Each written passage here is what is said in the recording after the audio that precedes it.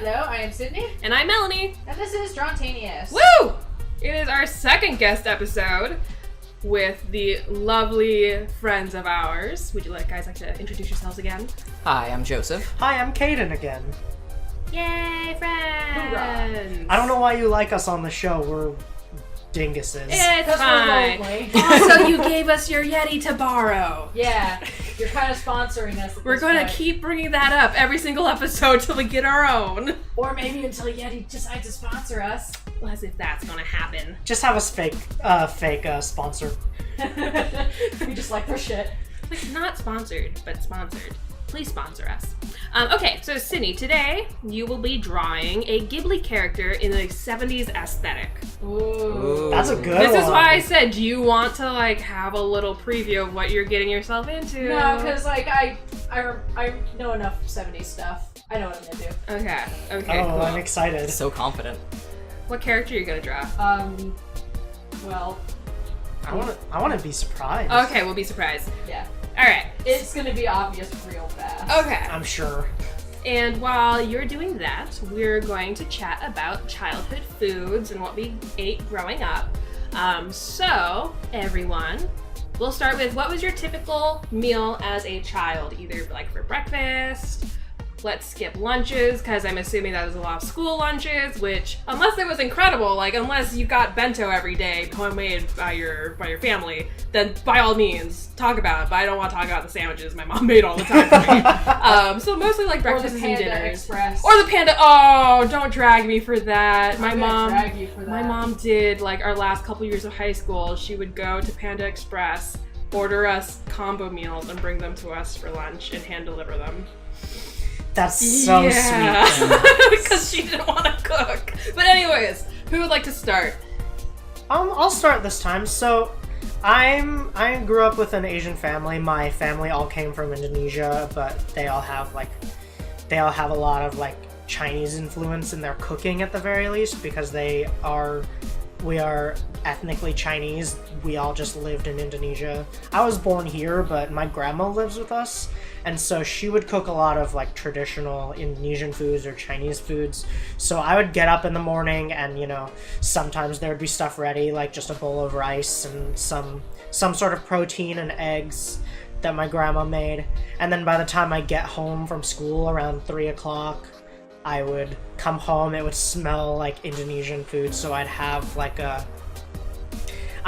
these noodle soups with crispy fried beef, or we had something called a babi ketchup, which is a slow cooked sweet pork, and you eat it with pickled vegetables and rice. And so I grew up just eating a large variety of my grandma's cooking, of which she still cooks, and it still brings back memories of when I was a kid eating that for the first time. I am dying. That sounds so good, and we're so lucky we've eaten already. Oh gosh. I was gonna say, this is just gonna be the episode where we make everyone hungry. Alright. I grew up fairly poor, so a lot of my dinners and such were roasted potatoes with, my mom knew how to cook really well, so they would taste really good. There'd be fresh herbs and stuff. We had a garden and stuff, but it was mainly rice and potatoes, lots of spaghetti because it's easy to freeze spaghetti sauce. More spaghetti. God. Sorry! Why? You're not sorry. You're not sorry about this at all. But, yeah, anything that you could get cheap in bulk and then freeze and then just keep eating. So if she made spaghetti, we'd be eating spaghetti for 3 weeks, but at least it was good. I used to tell her she could make rocks taste good because It sounds like she knew what to do with what little she had. Yeah, absolutely. And you got a lot out of. We've known each other for a little while, and I've seen your old house, and it seems like you were able to get a lot out of the little things that you had because you grew so much at home. We did, yeah. We had. Did you? Yeah. We had and still have chickens, so we get fresh eggs. But growing up, we had an herb garden. We grew our own potatoes because they're really easy to grow. We grow anywhere. Yeah, exactly. But we grow cucumber and lettuce and stuff. But Oh, neat. yeah, so it was Nice. It was nice. She's She's a really, really good cook. I miss her cooking a lot. How about you, Sydney? What did you have as a kid? I'm kind of similar in that, like, I grew up, like, not a ton of money, but, like, my parents traveled a lot because they were in the military, so fortunately, we didn't have that usual, like, white people don't season stuff, and we had a lot of international foods. But there was one thing that my parents would make. They call it a Tex-Mex casserole, and it's rice, beans, chicken, salsa, fried veggies, and you top it with cornbread and cheese. And like that could feed a family of 4 for a long time, which is what we were. And that's kind of like what Travis and I, my brother, would make when we were living on our own because it lasted forever, it tasted good, and it made us really nostalgic for before our parents split and everything. That makes me feel really bad now because you've made this for me before. And you don't like it. I'm sure there's a way. If your mom made that for us, I think I would like it. Made it for us. Uh-oh, I'm in trouble. Oh no! Oh no, I'm in trouble. Oh, You sure Oh are. no. You sure are. So my parents were really young when they had me and my brother, and they also had like no money.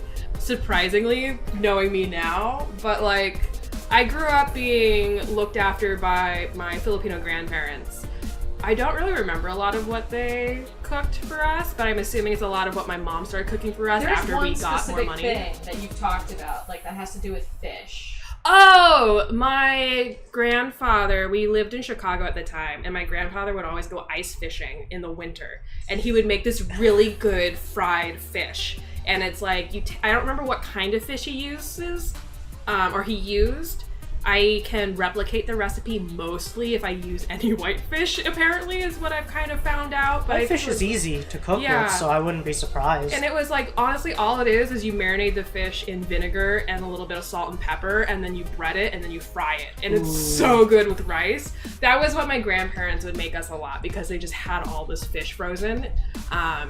But I also remember a lot of dinners when I was much younger, when we were still in Chicago, was like chicken drumsticks with mac and cheese or rice, and like that was pretty much what we had every single night.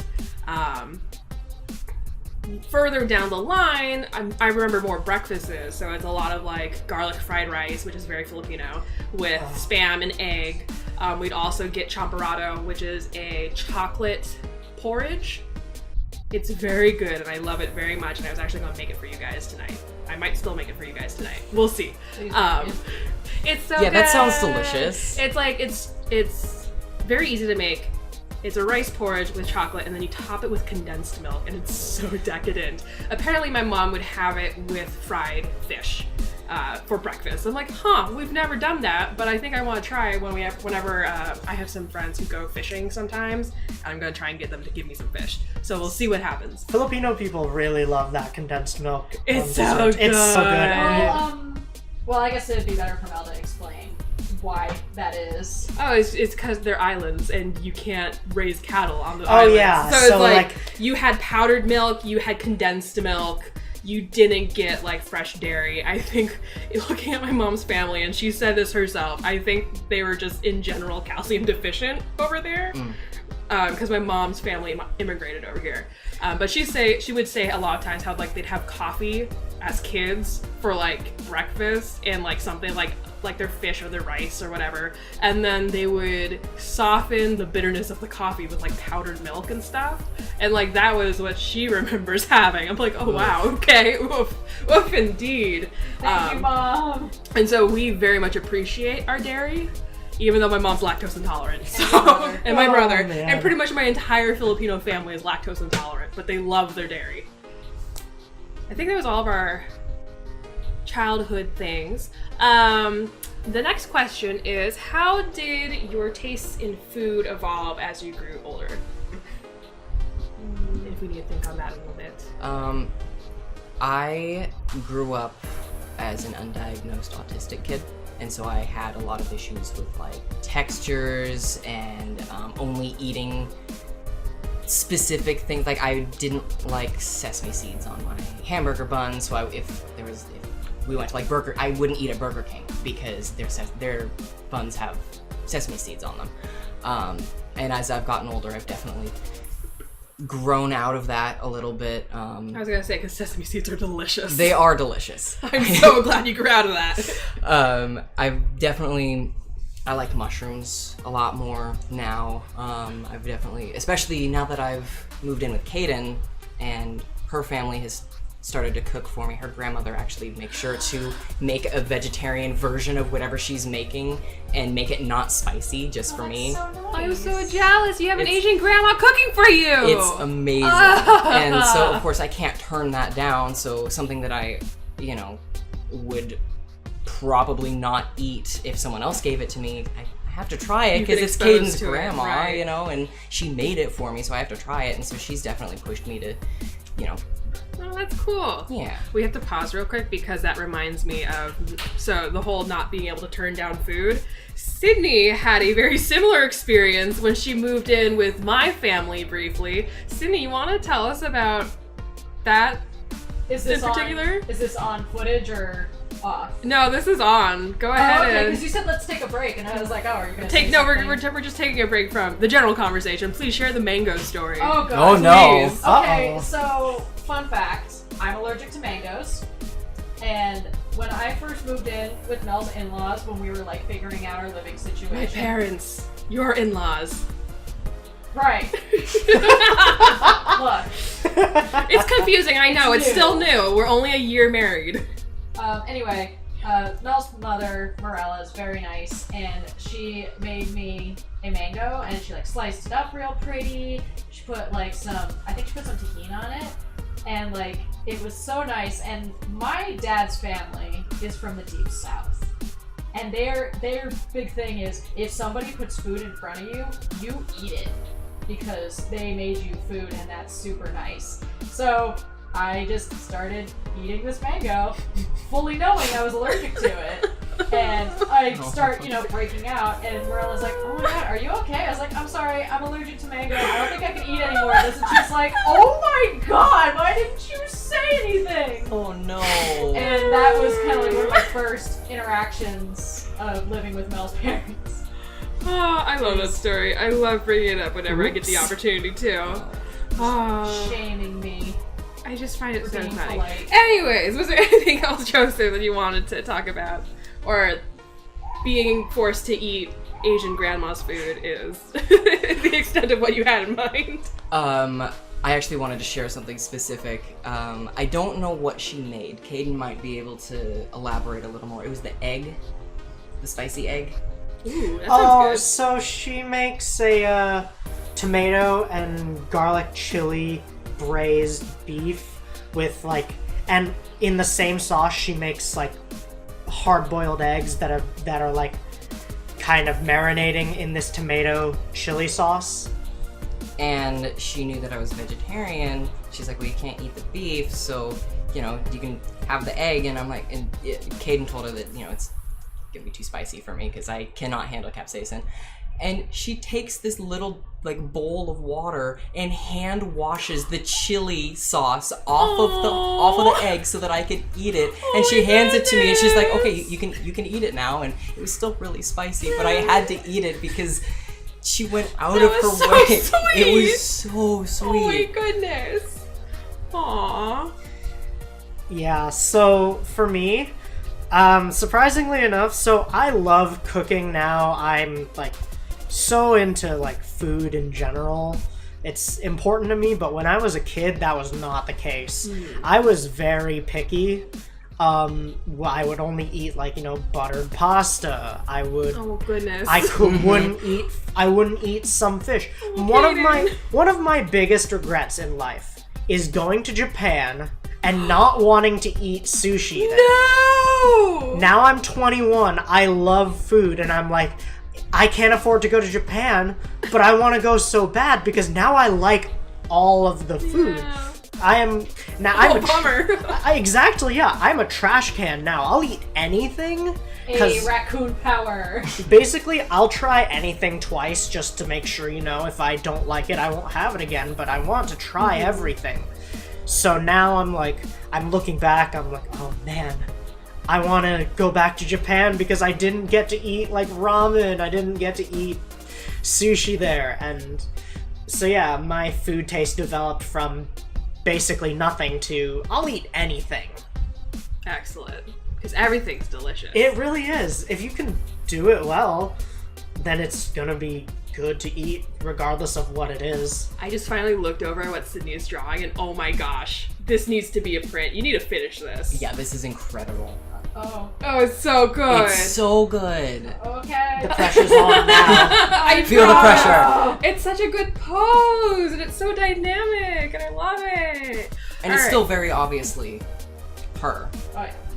Kiki. I love her so much. I kind of figured you were going to draw Kiki. Like, Doesn't surprise I me. had a feeling. Hey, Sydney, Yes. how has your food taste changed as you've grown older? Well, as a white woman married to a Filipino woman, it's changed considerably.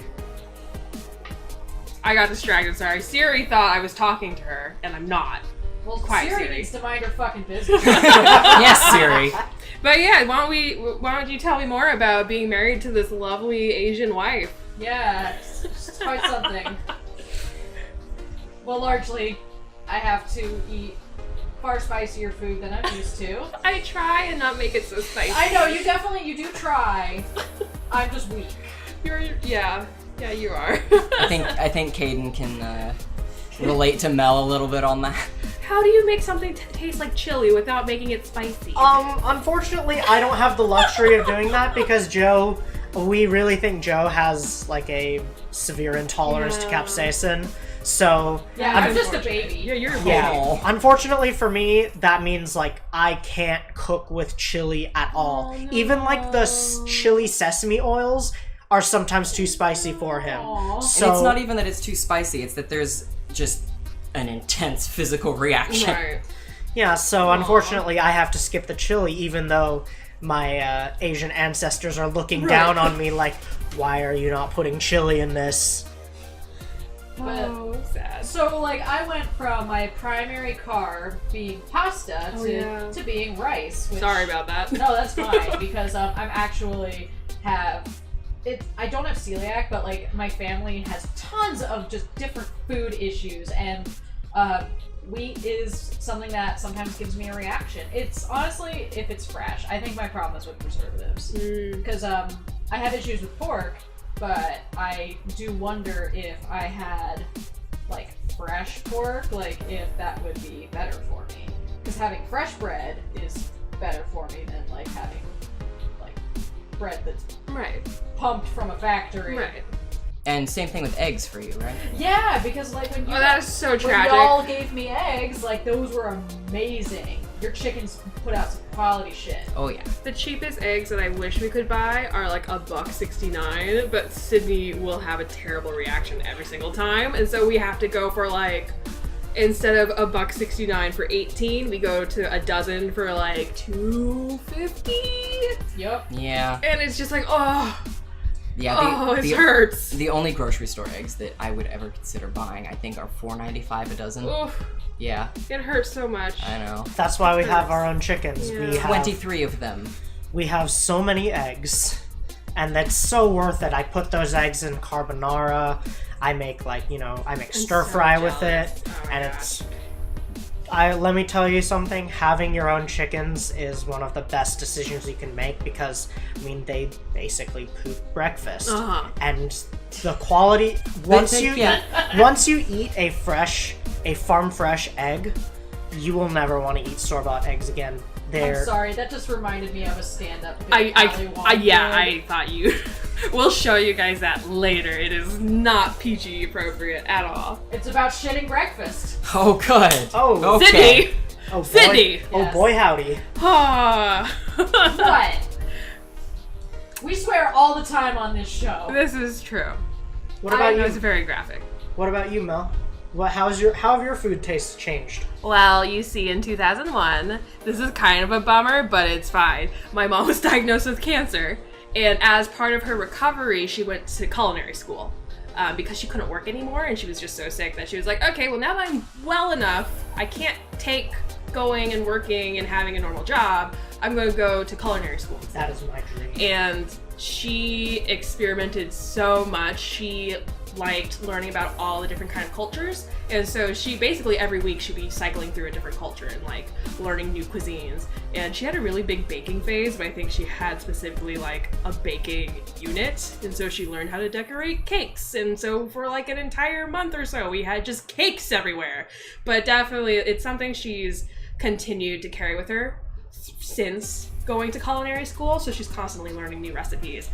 She makes this, she's went through Jamaican food and like Middle Eastern food, and it's just, oh, it's so good. Bless her mom, at our wedding, she made a bunch of like food for my mom, who has a ton of dietary restrictions. I think it was like a Jamaica salad or something. Yeah. And my brother is vegetarian, so she accommodated that too. It's like, oh, bless her. She is so creative. Yeah. So thanks to my mom, I have a very like well-rounded palate. Unfortunately, my standards are also very high because my mom's a very good cook. Oh, yeah. And so that's kind of forced me to up my own cooking game, because I will actually get sad if I eat bad or like food that's not up to my standards. So as part of my mental health self-care, I have to make good food for myself. Otherwise, I'm sad. So. And that's why I don't cook for you that often, because I cannot live up Same, Sydney. that. Same. I absolutely relate to that, because part of the problem about being a good cook and knowing what good food tastes like is, like, I'll eat anything, but I will have so much to say about it if it's not, like, up to my standards. Same. And I feel bad because, like, Joseph will take me out to lunch somewhere, and I'm like, you know, I'll eat it, but you know, it just, I'll just be going on the whole time about how I could make this better, and by the time I'm finished with it, it's like, oh, well, you know, I guess I'm done, and that was the whole lunch conversation. I'll definitely feel those things. I won't say them out loud. Unless it's a restaurant. Then I'm like, who cares? But if it's like other people's cooking, unless they actually are like, give me an honest critique, then I'll just let it go. But if it's like somebody else is like, oh, it's so nice you cooked for me, and internally I'd be like, well, I have to eat it. It's not bad. It's just I'd rather be putting other things in my body right now. Yeah, and not to say like, yeah, of course I'm gonna be nice to my friends that cook for me. Like, you know, You're very gracious to me in my mediocre cooking. Your cooking is fine, Joseph. It is good for what it is. Yes. And fast. It is fast. It is fast. What a backhanded compliment! I know, I'm terrible, but it's good. It's comforting. The thing I like about Joseph's cooking is that it's like, it's so easy that it's like, it's easy on my mental health, because I'm not putting so much effort into cooking something. It's just, I'm relaxing. The food is like, it's good. It's food. It's warm food. It feeds the soul and the body. And it didn't come out of a box. Yay! See, I'm not that lucky, unfortunately. No. Yeah, I just decide to cook for us all the time. Well, and also I'm bad at cooking because of depression. We need practice. We just need to practice. We're gonna go through cooking boot camp with you, and it'll be fine. Real fast, since we're getting towards the end here, we'll do a rapid fire around the circle. What is a food you are nostalgic for now that you no longer live with your parents, except for Kaiden, you still live with your family? Yeah, we both still live with our families, so this is I live with your family. I don't live with my family. valid. I guess in your case, it'd just be like a food you're nostalgic for that maybe you don't get all the time. Maybe it's like a special food or something. So, I immediately know what to talk about. My mom makes the best butternut squash soup. Ooh, that sounds good. And we have, where we used to live, there was a local like farmer's market and stuff, and so we would get the locally grown butternut squash, and she would just make a giant pot of it, and it's just so warm and comforting during like the cold winter months. We lived on the top of a mountain at 750 feet elevation, and so if we got snowed in, that's it. Like we couldn't leave. You know, we got snowed in for like a week once. And so during that time, she would just be like, okay, we're gonna make a big pot of butternut squash soup, and we'll eat it around the fire, and, you know, like play board games and stuff. And so definitely my mom's butternut squash soup. So for me, I still live with my family, but my grandma's getting older, and so she has less energy to cook, so she's been getting a lot more like takeout recently, which is like fine. She has good taste.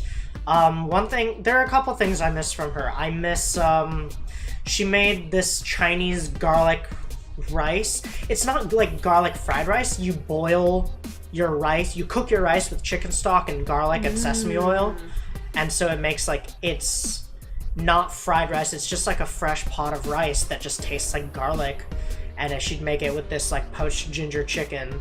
I miss that. But I think the one thing I miss from her the most is she made this like, it was like a brown sugar, it was like Jello basically. It was like a Jello snack basically, but it was like sticky brown sugar Jello that was like, it was the best. But now it requires like 20 minutes of stirring, and it's really sticky, so she can't do it much. So soon I'm gonna learn how to do that, because I want that, and I want Joseph to try it as well. Yeah, that sounds delicious. How have I never heard of this before? It sounds so good. I'm gonna go next because mine's kind of a downer. Of course, I miss everything my mom makes, because she can make anything taste good, and I don't have to cook it. So I definitely miss that. A family tradition that we have is, this isn't the downer part, but a quick family tradition that we have is we do beef Wellington for Christmas. And I haven't had Christmas with my family in the past couple of years, so I've been missing the beef Wellington and all the stuff that comes with it. So that's kind of a bummer. But the thing that I'm definitely most nostalgic for is my grandfather unfortunately has Alzheimer's, and he's in a pretty advanced stage of it right now. So he can't speak English anymore, and he doesn't cook, and he hasn't cooked for a long time. And my grandmother's still around, but she doesn't do a lot of cooking either, because they're both very old at this point. But I miss their lumpia the most. I love lumpia. I think I've been able to, through talking to my aunts and uncles and everybody, I think I've been able to figure out our family lumpia recipe, and so I can replicate it pretty well. But like their home cooked meals and stuff that I had when I was really, really little, I miss those a lot. And unfortunately, they're kind of lost to time, and nobody in my Filipino side of the family thought to write down recipes, unfortunately. So a lot of the recipes that my grandparents made are lost now, which kind of sucks. Sydney, quick, pick up the mood again so we can finish. It's not quite like something cooked at home, but like I do miss getting cheesesteaks in Philly, because specifically, not even cheesesteak. There was a grease cart that used to be outside of my college, and they did these really good egg sandwiches, and when I would take Saturday classes, I would always get one. He always said good morning to me. He'd ask me about my classes and stuff. Like, that was like the first time a stranger had been like nice to me after growing up in a place where people had been kind of mean for me for like well over a decade. So like, it was just like, I knew I was going to move to Philadelphia when I started taking those classes, because the culture was different. And even though it was something considered to be like a low-class food, like it was comforting. It was nice. Cheesesteak's really good. Cheesesteak is also very good, It's so and good. I miss that shit. Your Someone brother bring made me a us cheesesteak. Your brother made us cheesesteak when he visited, and it was so good. Yeah. Well, quickly, tell us about what you've drawn. I drew my favorite Ghibli character of all time, which is Kiki, because I wanted to be her. Everyone was waiting for their Harry Potter letter, and I was waiting to turn 13 so I could fly away and start a new life somewhere else. Aww. Well, it took you a little while, but you made it eventually. I made it to a city floating on waves. Aww. She So- looks so good. And I She never- looks I- fantastic. Internally, I was just like, what did they wear in that 70s show? Oh my goodness. So I'll probably change the outfit if I were to make this a print, but I do like the pose. Looks so good. Yeah, it looks amazing. So thank you for tuning in, and we'll see you guys next time. And if you want to see more of Sydney's art, you can find her on Twitter and Instagram at CCLunaArt, and you can also support us on Ko-fi and Patreon at CC Luna. Thanks for listening!